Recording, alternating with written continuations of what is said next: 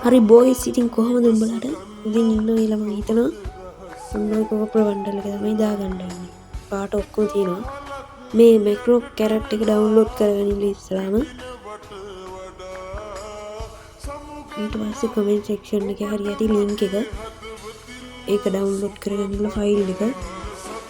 පස්සේ ඒක හොයාගෙන ඩවුන්ලෝඩ් එකට බලන්න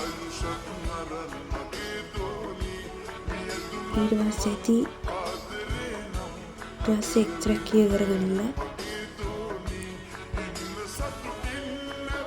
පස්සේ ෆයිල් එකක් ඒ වගේම මේ ෆයිල් එක ඔබලා කැමති පාටක් තෝරගන්න රෙඩ් එක තෝරගන්න පස්සේ කොපි කරගන්න එංගු පස්සේ ස්ටෝරේජ් ගිහිල්ලා data යන්න පස්සේ ටෙක්ස්ට් පේස්ට් කරන්න වීඩියෝ එක විදිහටම කරපල්ලා නම් මම අදට ගියා බයි